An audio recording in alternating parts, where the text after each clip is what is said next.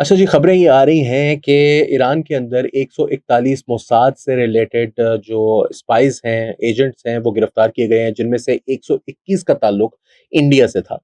ये खबर कुछ ही देर पहले इंटरनेट के ऊपर आई है, इससे पहले भी एक खबर आई थी और वो खबर बहुत ज़्यादा वेरिफ़ाएबल भी है, इस वजह से वेरिफ़ाएबल है कि खुरासान डायरी की तरफ से आई है और ये इसके जो जर्नलिस्ट्स हैं, जो रन करते हैं इसको, वो बहुत साउंड हैं जर्नलिस्टिकली। इफ्तिखार फिरदौस हैं या एहसानुल्लाह टिपू महसूद हैं, उनकी खबर ये थी कि अफ़गान नेशनल्स को बड़ी तादाद में ईरान के अंदर गिरफ्तार किया गया है और गिरफ्तार करने की वजह ये है कि ये स्पाइंग कर रहे थे और ये स्पाइंग जो कर रहे थे, उसके लिए ये पैसे ले रहे थे। पर जो 2 नंबरी थी या पर जो टिप ऑफ था उसके लिए $2000 इनको दिया जा रहा था और इन अफ़गान नेशनल्स ने इन्वेस्टिगेशन के दौरान ये बताया कि इनको अफ़गानिस्तान के अंदर या ईरान के अंदर इंडियन कॉन्सुलेट ने भर्ती किया था और बहुत बड़ी तादाद में था। क्यों हुआ ये? ईरान के अंदर इस वक़्त एक ड्राइव है और उसके अंदर स्पाइस को पकड़ा जा रहा है। वो ड्राइव क्यों है? वो ड्राइव इसलिए है कि इज़राइल के अटैक करने के फ़ौरन बाद कुछ ही घंटों के अंदर-अंदर हमने देखा कि ईरान की पूरी जो टॉप मिलिट्री लीडरशिप थी, वो वाइप आउट हो गई क्योंकि बिल्कुल प्रिसिशन स्ट्राइक्स थी जो कि उनके अपार्टमेंट्स की खिड़कियों में जाके मिसाइल लगे, रॉकेट्स लगे। इसी तरह उनके जो बहुत से एयरफोर्स के लोग थे, उनकी भी टॉप लीडरशिप खत्म कर दी गई। इसी तरह उनके जो न्यूक्लियर साइंटिस्ट थे, उनको कत्ल किया गया और ये सब कुछ फिर इसके 2 दिन के बाद एक और हमने वेव देखी जिसके अंदर आईआरजीसी के एक कमांडर को कत्ल किया गया। फिर हमने इंटेल चीफ को कत्ल होते देखा। फिर हमने देखा कि बहुत से जो कत्ल थे वो इस तरह हो रहे थे कि वो असैसिनेशंस थी, यानी कि वो दूर से आके कोई मिसाइल या रॉकेट नहीं लग रहा था, बल्कि गाड़ियों के अंदर प्लांटेड बॉम्ब्स थे जो कि उनको उड़ा रहे थे और उसकी वजह से बहुत से कत्ल हुए।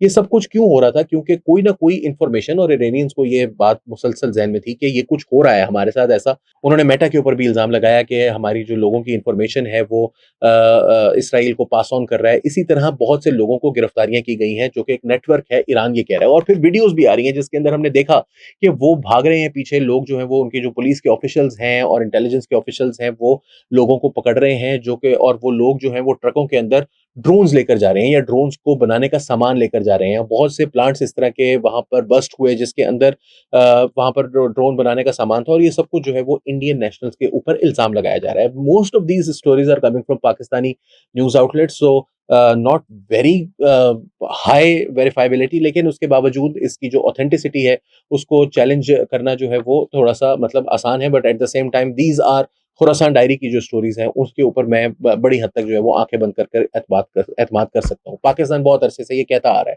कि बलूचिस्तान के अंदर इंडिया पूरी तरह से इन्वॉल्व्ड है। कुलभूषण यादव को हमने 2015-16 से गिरफ्तार किया हुआ है और वो शख्स भी उस वक़्त ईरान से ही आ रहा था। ईरान से बहुत से टेररिस्ट पाकिस्तान के अंदर आते रहे माज़ी में, आपको पता है मुल्ला मंसूर अख्तर को भी ईरान से ही और उसके अंदर इरानियन इंटेलिजेंस एजेंसीज़ भी शामिल थी। इसमें कोई ये नहीं है कि सिर्फ़ इंडियंस ही ऐसा कर रहे थे बट इंडियन कॉन्सुलेट्स वहाँ पर काफ़ी एक्टिव थी।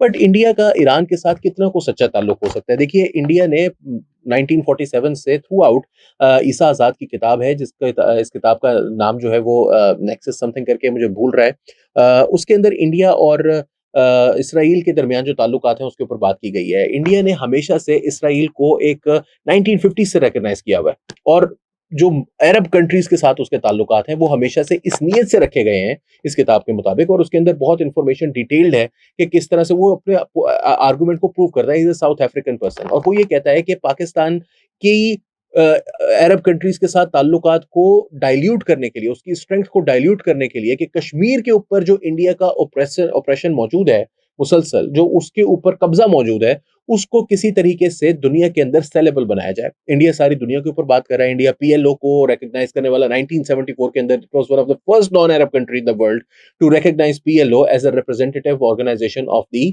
Palestinian people.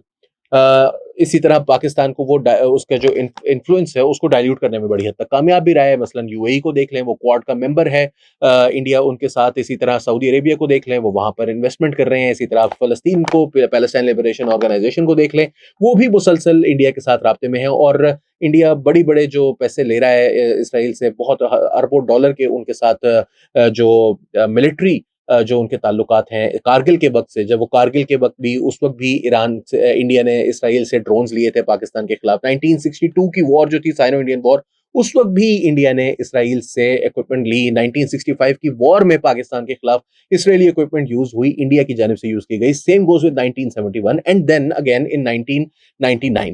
अभी भी जो पाकिस्तान इंडिया के दरमियान जो इख्तिलाफ हुआ और आपने देखा कि जो मिलिट्री एंगेजमेंट थी 4-5 दिन की, उसके अंदर भी इंडिया ने इसराइली ड्रोन्स जो हैं वो पाकिस्तान के खिलाफ बड़ी तादाद में इस्तेमाल किए। Now India is firmly in Israel's corner. उसकी कुछ वजूहात हैं। क्वाड का मेंबर है। क्वाड के अंदर 4 ममालिक हैं। वो 4 ममालिक कौन हैं? United Arab Emirates, India, Israel and America. तो यूएई का आपको पता है अब्राहम अकॉर्ड्स में सबसे बड़ा जो मुल्क है, सबसे ताकतवर मुल्क जिसने अरब कंट्रीज में जिसने इसराइल को एक्सेप्ट किया वो यूएई था। और यूएई जो है वो आप समझ लीजिए कि मिडिल ईस्ट के अंदर जो सबसे इस वक्त अमेरिका के साथ मोस्ट एलाइड एलाई है वो मिडिल ईस्ट के अंदर यूएई है। It's not Saudi Arabia, it is United Arab Emirates, क्योंकि वो सोचते भी अमेरिकन की तरह है। वो तो सोचते भी हैं कि हम अमरीकी हैं, वो अपने आप को इस कम्युनिटी का हिस्सा नहीं समझते। वो नहीं चाहते कि हमें इनके साथ आइडेंटिफाई भी होना पड़े। वो चाहते हैं कि हमें अच्छे बड़े ताकतवर बड़े मुल्कों के साथ आइडेंटिफाई करें, अमेरिका के साथ, बर्तानिया के साथ, इंडिया के साथ, इसराइल के साथ। तो वो अपने आप को उस तरह से ही देखते हैं। इसी वजह से वो they are very counter terrorism के नाम पर और दूसरी चीजों के वो बहुत इंटरवेंशंस भी करते हैं पूरी मिडिल ईस्ट के अंदर, पूरे अफ्रीकन कंट्रीज के अंदर बड़ी तादाद में उन्होंने इस तरह की इंटरवेंशंस की हैं जो कि वायलेंट इंटरवेंशंस थी। उनकी कंपनीज का जो निज़ाम है और बड़े एक इंट्रिकेट बहुत सोफिस्टिकेटेड सिस्टम है जिसके जरिए वो दूसरे ममालिक के अंदर जो अपनी इंटरवेंशंस है वो करते हैं। So this is the kind of people that India is aligned with and it does not see Iran anywhere near the. यानी कि आप खुद सोचें कि अगर इंडिया का मकसद ही ये था, 1994 में उन्होंने फुल रिकॉग्निशन दी इसराइल को। अगर मकसद ही ये था कि हमने उस वक्त इंडिया की इकोनॉमी ओपन हो रही थी, 1991 में सोवियत यूनियन जो है वो कोलैप्स कर गई थी, उस वक्त इंडिया ने इसराइल को रिकॉग्नाइज करने का 92 में राजीव गांधी के दौर में ही उसके साथ ताल्लुकात एस्टेब्लिश करना शुरू किए। 94 में उसको ऑफिशियली कंप्लीटली जो ताल्लुकात थे उनको डिप्लोमेटिक लेवल के ऊपर फुल डिप्लोमेटिक ताल्लुकात जो है वो इसराइल के साथ उन्होंने कायम किए। तो उसकी रीजन ही ये थी कि वो अमेरिकन जो मनी सिस्टम है उसके साथ अपने आप को इंटीग्रेट करना चाहता था और इसराइल को वो देखता ही इस नियत से है कि हम इसराइल के साथ चलेंगे ताकि अमेरिका के साथ हमारी जो ताल्लुकात हैं वो बेहतरीन हो। और इसराइल ने बड़ी हद तक उनकी मदद की, बिकॉज एपेक और इंडिया के अगर जो अलायंस है और जो उनके इंटरेस्ट हैं वो अगर अलाइन कर जाए तो फिर जाहिर सी बात है इंडिया को भी उसका फायदा है। इसके साथ साथ काउंटर टेररिज्म के हवाले से, बॉर्डर सिक्योरिटी के हवाले से, फेंस मेकिंग के हवाले से, लीगल जो इश्यूज हैं उसके हवाले से, जो लेजिस्लेशन है उसके अंदर उन्होंने बहुत सी इसराइल से मदद ली है, इसराइल को कॉपी किया, एमुलेट करने की कोशिश की है।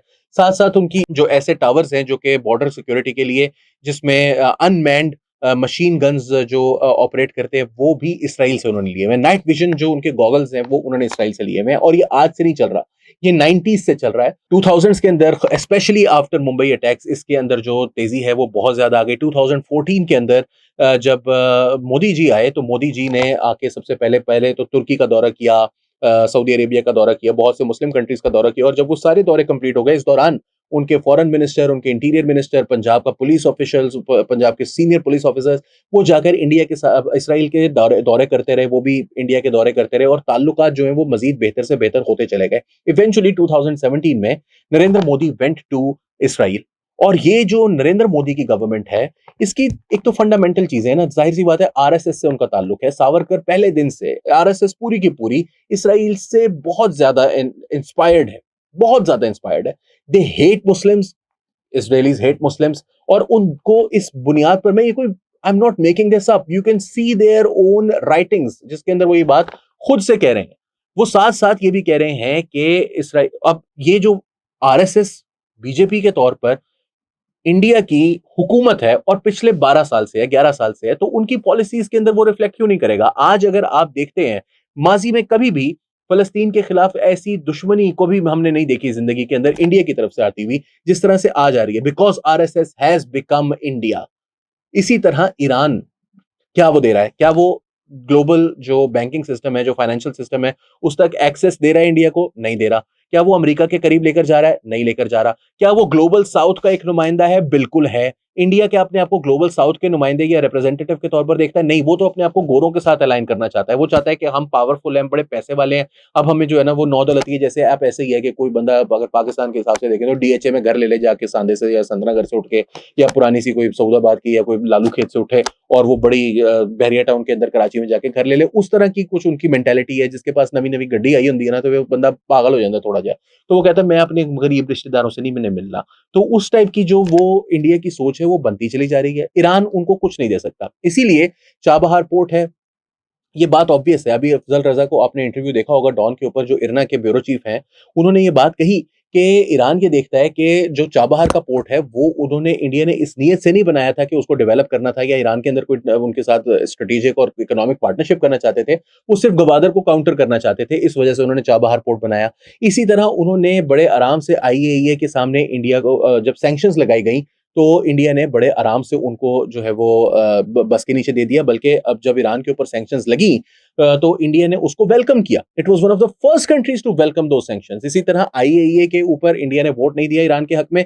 यहां तक कि शंघाई कोऑपरेशन ऑर्गेनाइजेशन ने जब एक कॉन्डेमनेशन का इसराइल के खिलाफ ईरान के हक में एक बयान जारी किया तो इंडिया ने अपने आप को उससे डिस्टेंस कर लिया। So these are the things that we can see right now. और ईरान को भी ये देखना होगा, ईरान को रिकंसिडर करना होगा, बिकॉज इसको इस तरह से देखिए कि इंडिया का गोल क्या है। इंडिया का गोल है अपने आप को अमेरिका से, इसराइल से अलाइन करना। इंडिया की अवाम क्या चाहती है? इंडिया के अवाम मुसलमानों से नफरत करते हैं और वो सिर्फ पाकिस्तानी मुसलमानों से नफरत नहीं करते, वो इंडियन मुसलमानों से भी नफरत करते हैं।